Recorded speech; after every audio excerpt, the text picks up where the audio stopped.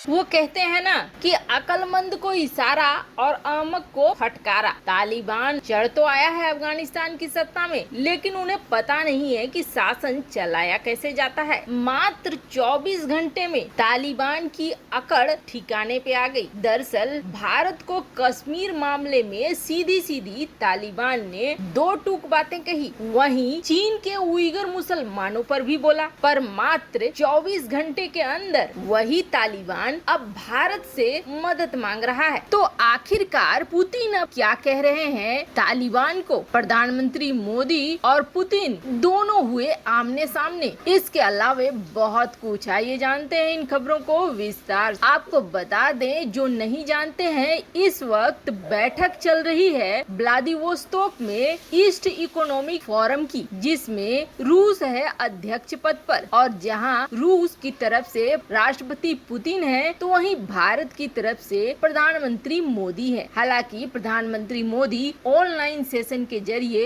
इस बैठक को संबोधित कर रहे हैं। राष्ट्रपति पुतिन ने अफगानिस्तान मामले पे मुंह खोला, लेकिन उससे पहले आपको कुछ बैकग्राउंड बता देते हैं। रूस ने ये तो कह दिया कि हम तालिबान के साथ अपने रिश्ते को बना के रखेंगे, लेकिन हालात जब बिगड़ने लगे तो रूस ने सबसे पहले अपने नागरिकों को निकालना शुरू कर दिया। यहाँ तक कि रूसी हेलीकॉप्टर्स भी अफगानिस्तान में तालिबान लड़ाकों ने लूट लिया, जिसके बाद और भी ज्यादा डर गया रूस, और रूस ने फटाफट अपने नागरिकों को अफगानिस्तान से निकालना शुरू कर दिया, जो अब भी जारी रहने की बात रूस कह रहा है। दरअसल अभी समस्या ये आ गई है कि अफगानिस्तान का एयरपोर्ट बिल्कुल काम का नहीं रह गया है। जैसे ही अमेरिकी विमानों ने अंतिम यात्रा शुरू की, वैसे ही सारा सिस्टम वहाँ का ठप पड़ गया है। जिसके बाद तुर्की ने मदद का ऑफर दिया था, पर तुर्की को दो टूक शब्दों में तालिबान ने बाहर निकलने के लिए कह दिया। और वहीं अब तालिबान की मदद के लिए कतर आया है, और कतर एयरपोर्ट को ठीक कर रहा है, एयरपोर्ट के सिस्टम को ठीक कर रहा है, ताकि सारी चीजें, ट्रैफिक वगैरह कंट्रोल हो सके और बाहरी दुनिया से अफगानिस्तान जुड़ सके, जिसके बाद रूस के नागरिक या और भी देशों के नागरिक निकाले जा सके। पर इतना जरूर है कि जैसे ही लूट मची, वैसे ही रूस अपने नागरिकों को निकालने के लिए उतर आया। पर अभी भी अफगानिस्तान में रूस ने अपने राजदूतों को नहीं निकाला है, चीन ने भी अपने राजदूतों को नहीं निकाला है। यहाँ बड़ा वाला गेम चीन और रूस ने प्लान तो किया है, लेकिन पुतिन को डर ये लग रहा है कि ये लोग सिविलाइज्ड नहीं है, यानी सभ्य नहीं है। इस बैठक में पुतिन ने साफ साफ कहा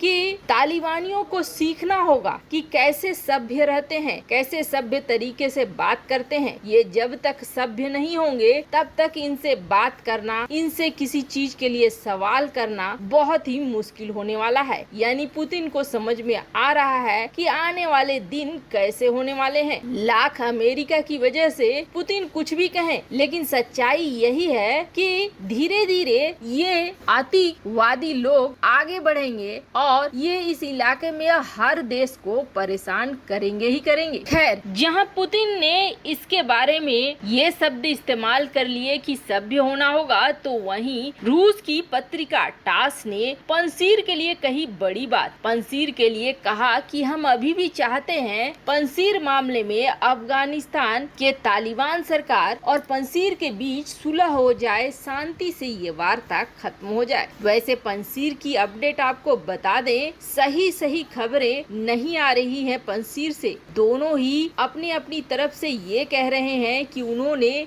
बड़ी संख्या में दुश्मन को क्षति पहुंचाई है, लेकिन वहाँ न तो मीडिया है और न ही कोई कवरेज है। ऐसे में सही और वेरीफाई होके बताना बहुत मुश्किल है कि पंजशीर में चल क्या रहा है। पर स्थानीय पत्रकारों से इतनी खबर जरूर आई है कि रात भर रॉकेट दागे गए हैं तालिबानियों की तरफ से पंजशीर की पहाड़ों में, और इस बार उन्होंने इस्तेमाल किया है अमेरिका के छोड़े गए बड़े घातक हथियारों का। तो रिजल्ट क्या हुआ है ये कुछ दिन में ही पता चलेगा। खैर, वहीं इसी मीटिंग में भारत के प्रधानमंत्री मोदी भी थे, और प्रधानमंत्री मोदी ने तालिबान के विषय पे ज्यादा कुछ तो नहीं कहा, लेकिन इतना जरूर कहा कि रूस और भारत के संबंध हमेशा से अच्छे रहे हैं और समय समय पर इसकी परीक्षा होती रही है। पर हम खरे उतरे हैं और अब भारत और रूस और भी आगे की तरफ बढ़ेंगे। खैर रूस तालिबान वाले मामले में भारत का कितना साथ देता है ये तो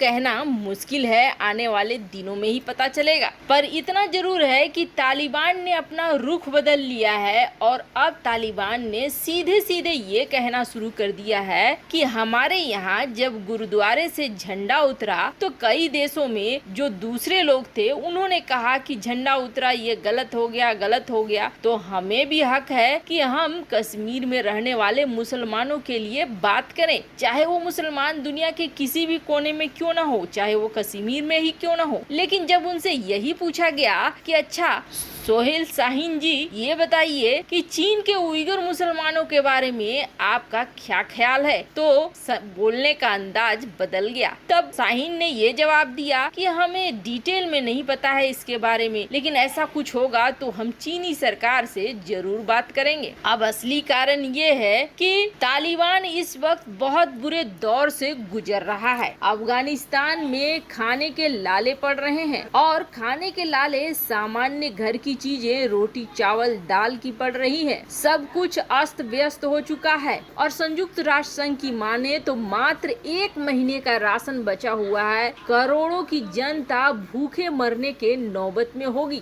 बड़ी मात्रा में चाहिए अफगानिस्तान को अनाज और ये अनाज उसे दे सकते हैं चीन या फिर रूस। लेकिन महामारी के समय से ही रूस और चीन दोनों खुद ही संकट में है। रूस अपने गेहूं के उत्पादन को बढ़ा तो रहा है लेकिन उसने एक्सपोर्ट पर बैन लगा के रखा हुआ है। यहाँ तक कि चीन को भी उसने नहीं बेचा और चीन खुद अनाज को लेने के लिए भारत से भी मदद मांग रहा है और रूस से भी मदद मांग रहा है। तो ये दोनों देश जो उपजाने वाले हैं अनाज, ये देने के हालात में है नहीं। लेकिन भारत की बात करें तो भारत का उत्पादन न तो कम हुआ है और न ही फर्क पड़ा है। इसके पीछे कारण ये है कि भारत एक कृषि प्रधान देश है, इसलिए महामारी का असर भारत पर खेती वाले मामले पर बिल्कुल भी नहीं पड़ा है। यही वजह है कि भारत दे सकता है और तालिबान की अब आखिरी उम्मीद बच गई है भारत। रूस चीन थोड़ी बहुत मदद कर भी दे तो भी उसे